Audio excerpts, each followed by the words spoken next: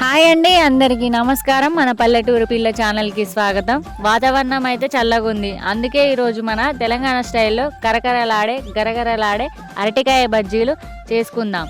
నూనె అసలే పీల్వకుండా బండి మీద దొరికినట్లే ఇంట్లో ఈజీగా ఎలా చేసుకోవాలో చూపిస్తారండి. వెళ్దాం వీడియోలకి. మొదటిగా అరటికాయ ముక్కలను మరీ లావుగా కాకుండా మీడియంలా కోసుకోవాలి.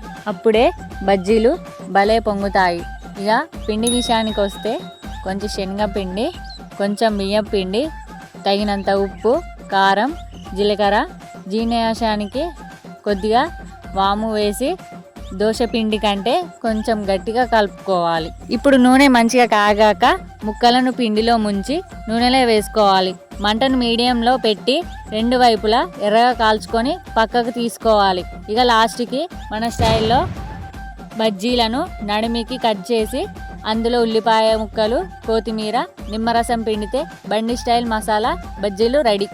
చూశారు కదా, కరకరలాడే అరటికాయ బజ్జీలు మస్తున్నాయి. ఒక కప్పు ఛాయ్తో తింటే ఆ మజానే వేరు. మన తెలంగాణ పద్ధతితో చేసిన ఈ బజ్జీల వీడియో మీకు కనుక నచ్చుంటే గట్టిగా ఒక లైక్ కొట్టి షేర్ చేసి మా ఛానల్ని సబ్స్క్రైబ్ చేసుకోండి.